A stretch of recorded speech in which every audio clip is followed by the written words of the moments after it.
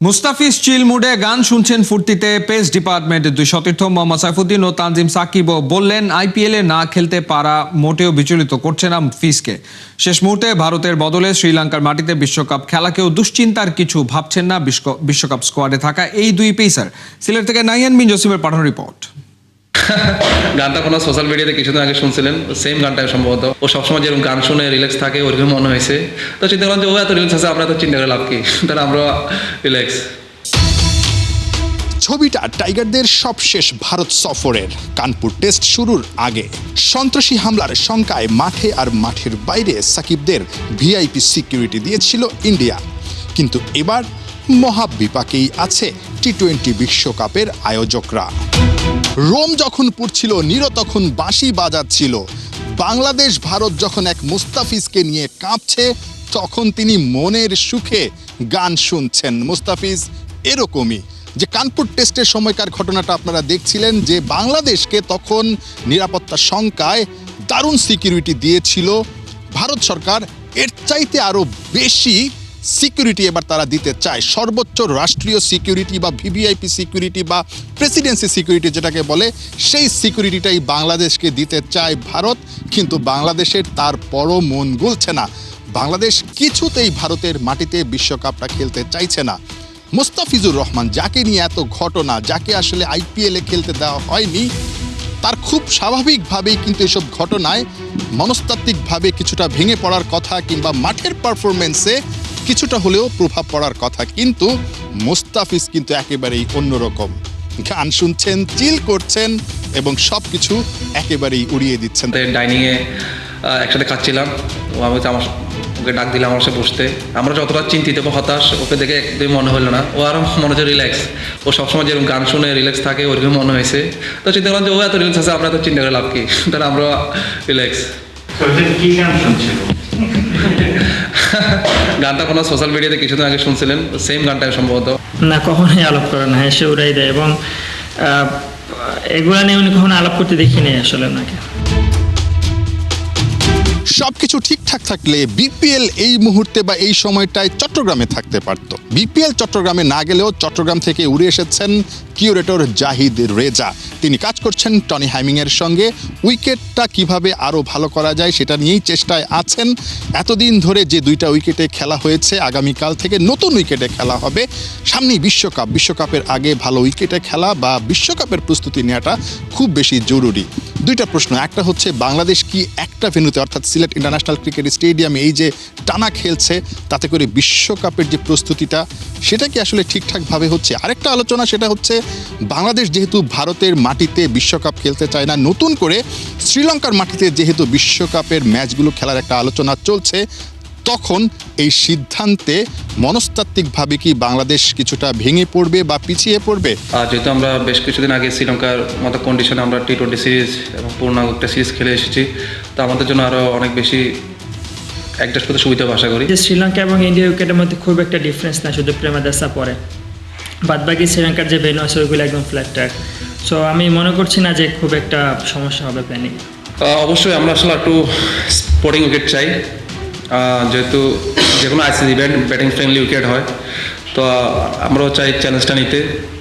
200 বা 210 এরকম চেস করার মানসিকতা যাতে আমাদের ব্যাটসম্যানরাও থাকে, আমরা যেন 170-80ও ডিপেন্ড করতে পারি, এরকম অপরচুনিটি থাকে না। সোফার যদি দেখেন উইকেটস খুব ভালো, সিলেটের উইকেটস খুব ভালো হচ্ছে, রান হচ্ছে। যদি কোনো টিম কলাপস করে সেটা ডিফারেন্ট ইস্যু, কিন্তু রান হচ্ছে, বলারের সুইং পাচ্ছে, বাউন্স পাচ্ছে। সো আমি মনে করি প্রিপারেশন ওয়াইজ চিন্তা করলে খুব ভালো উইকেটে আমরা খেলতেছি, আর প্রিপারেশন ডেফিনেটলি এখানে অনেক ভালো হচ্ছে।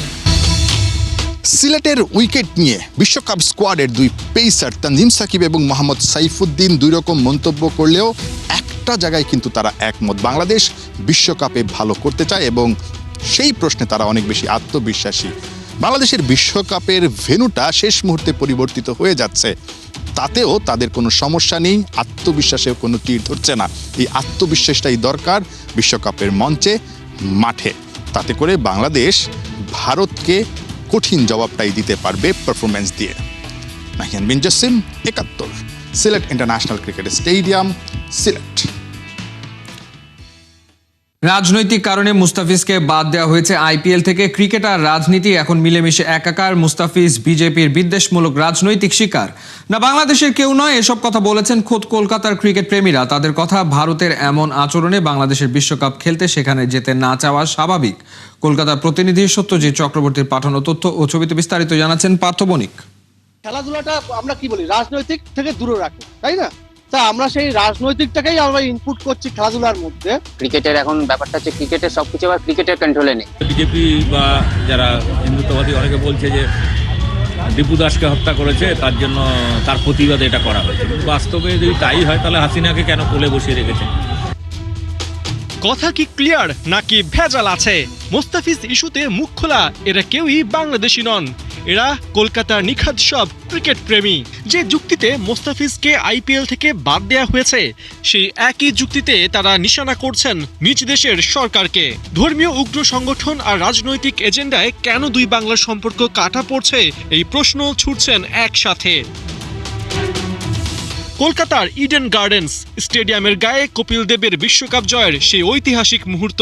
6 জানুয়ারি ভারতের এই বড় তারকার জন্মদিনে সেখানকার ক্রিকেট ফ্যানরাও চান বিসিসিআইও যেন রাজনীতির ঊর্ধ্বে থেকে বড় হৃদয়ের পরিচয় দেয়। খেলোয়াড়রা কোনো রাজনৈতিক ছত্রছায়া থাকে না, তারা যখন যে টিমে খেলে সেই টিমের হয়েই রিপ্রেজেন্ট করে। সুতরাং তাদের কাছে রাজনৈতিকটা ম্যাটার, তাদের কাছে খেলাটা ম্যাটার। সুতরাং এখানে যখন একটা অস্থিরতা চলছে, আমার মনে হয় না এখান থেকে বাদ দেওয়া উচিত।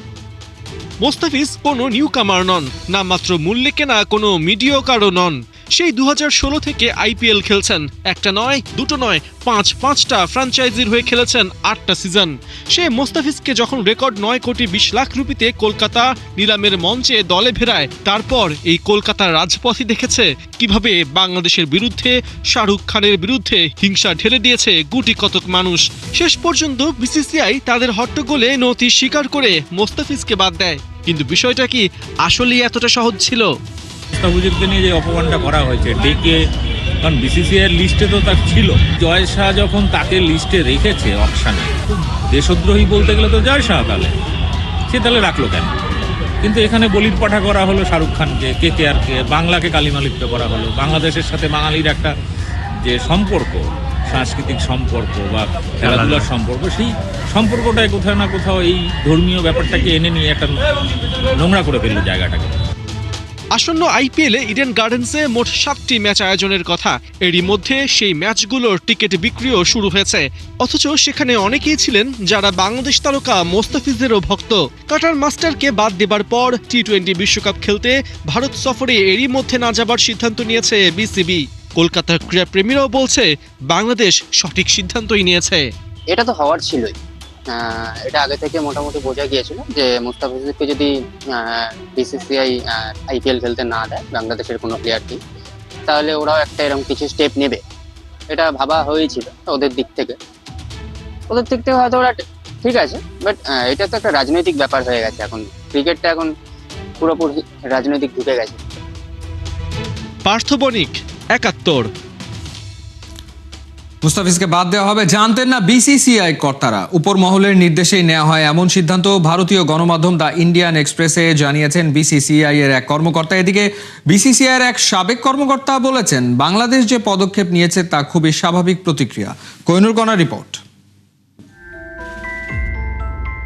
সীমানা ছাড়িয়ে মুস্তাফিজ ইস্যু এখন গ্লোবাল টপিক।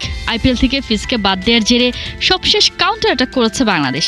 সেসব খবর ফলো করে প্রচার করছে দেশ বিদেশের গণমাধ্যম।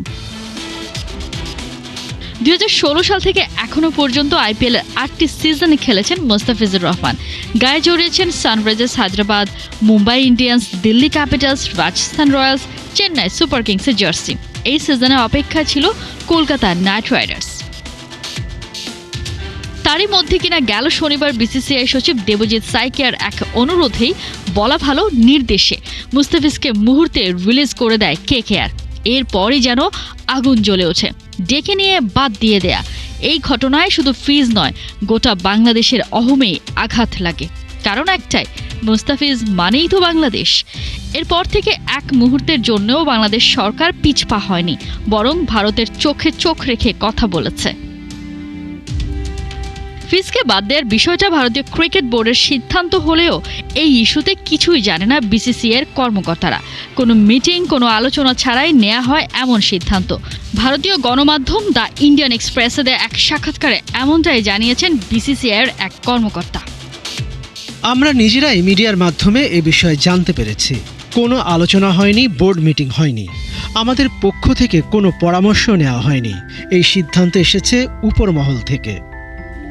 বুঝতে বাকি নেই এই ঘটনায় কলকাঠি নাড়ছে অন্য কেউ। সাম্প্রদায়িকতার বিষবাষ্প ছড়িয়ে এই দুই দেশের ক্রিকেটে ঢোকানো হয়েছে পলিটিক্স। বিসিসিআই এর অদূরদর্শী একটা সিদ্ধান্তই যেন উলটপালট করে দিল পরিস্থিতি। আইপিএল দেখানো তো নিষিদ্ধ হলোই, বিসিবি থেকে আছে স্পষ্ট বার্তা, নিরাপত্তা নিশ্চিত হলেও ভারতে বিশ্বকাপ খেলবে না বাংলাদেশ। এই যেন বাটারফ্লাই ইফেক্ট। কোহিনুর কণা, ৭১। মুস্তাফিজুর রহমানকে কলকাতা নাইট রাইডার্স ছেড়ে দেয়ায় লসটা আসলে কার বেশি হয়েছে? মুস্তাফিজের পাশে পুরো দেশ দাঁড়িয়েছে, অথচ কলকাতা হারিয়েছে ডেথ ওভারের রাজাকে। পুরো ঘটনায় অসহায় নাইট রাইডার্সের যে ক্ষতি হয়েছে তা বোঝা যায়, কিন্তু প্রশ্ন হলো এই ক্ষতি পুষিয়ে নেয়ার অথবা নিজেদের অসহায়ত্বের প্রায়শ্চিত্ত করার কোনো উপায় কি নাইট রাইডার্সের আছে? ফয়সাল হাবিবের রিপোর্টে বিস্তারিত। বাটারফ্লাই ইফেক্ট সম্পর্কে জানেন? না জানলে একটা ধারণা দেয়া যাক। ধরুন পৃথিবীর কোনো এক কোণায় একটা প্রজাপতি ডানা ঝাপটালো। সেই ডানা ঝাপটানোর কারণেই দুনিয়ার আরেক কোণে শুরু হলো ঝড়। ছোট্ট একটা ঘটনার ফলে অনেক বড় পরিণাম আসতে পারে, তা বোঝাতেই ব্যবহার করা হয় বাটারফ্লাই ইফেক্ট থিওরি। মুস্তাফিজুর রহমানকে আইপিএল থেকে বাদ দেওয়ার ক্ষেত্রে কিন্তু বাটারফ্লাই ইফেক্টের একটা ব্যাপার আছে। মিনি নিলামে 9 কোটি 20 লাখ রুপিতে বিক্রি হয়েছিলেন দ্য ফিস। কলকাতা নাইট রাইডার্সের সাথে 9 কোটি রুপি পর্যন্ত লড়াই করেছিল চেন্নাই সুপার কিংস। যদি সেদিন কলকাতা শেষবার নিলামের বোট না তুলতো, অথবা যদি সেদিন চেন্নাই সুপার কিংস 9 কোটি 40 লাখ রুপি দাম তুলতো, তাহলেই তো আইপিএল এ খেলতে পারতেন মুস্তাফিজ। বিশ্বকাপ নিয়ে বয়ে যেত না এত ঝড়। কিভাবে? সেই উত্তর খুঁজতে আগে বুঝতে হবে কেন বাদ পড়লেন মুস্তা। শাহরুখ খানের দলে হওয়ায় মুস্তাফিজকে বেশি ঘৃণা পেতে হয়েছে এই সময়। শাহরুখ নিজেও ইসলাম ধর্মের অনুসারী, বরাবরই নিজের মালিকানাধীন দলগুলোতে পাকিস্তানি খেলোয়াড়দের সুযোগ দিয়েছেন তিনি। এ কারণেই সুযোগ বুঝে শাহরুখের বিরুদ্ধে আওয়াজ তুলেছে উগ্রবাদীরা। দ্বিতীয়ত, দলটা কলকাতায় বলেই মুস্তাফিজের ভাগ্যে এমন পরিণাম জুটেছে। বাঙালি বলেই কিনা কলকাতার মানুষজন বেশি আবেগী, এ কারণেই সাধারণ মানুষকে উস্কে দিতে পেরেছে রাজনীতিবিদরা। আর সবচেয়ে বড় প্রভাবক হিসেবে কাজ করেছে পশ্চিমবঙ্গের মিডিয়া। বারবার প্রোপাগান্ডার মাধ্যমে ঘৃণা ছড়ানোর কাজ করেছে মুস্তাফিজের বিপক্ষে। চেন্নাইয়ের শিক্ষা দীক্ষার হার ভালো, ভারতের মধ্যে অন্যতম সেকুলার রাজ্য তামিলনাড়ু, তাই ফিজের গায়ে সুপার কিংসের জার্সি উঠলে হয়তো হতো না এমনটা।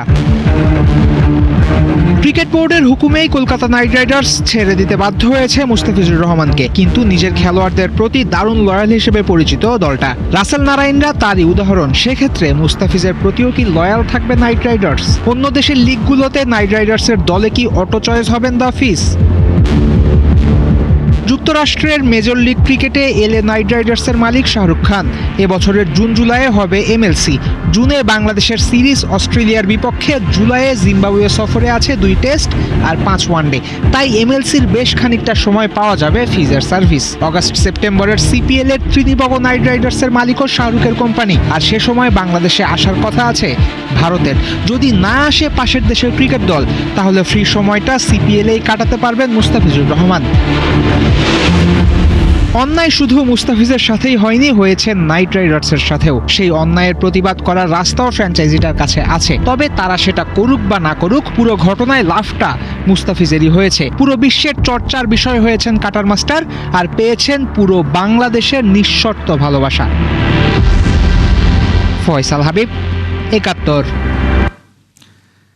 অ্যাশেজ সিরিজের শেষ ম্যাচেও খুব একটা সুবিধায় নেই ইংল্যান্ড। সিডনি টেস্টের তৃতীয় দিন শেষে অস্ট্রেলিয়া 136 রানে পিছিয়ে আছে ইংলিশরা। হাতে 3 উইকেট নিয়ে চতুর্থ দিন ব্যাট করতে নামবে অজিরা।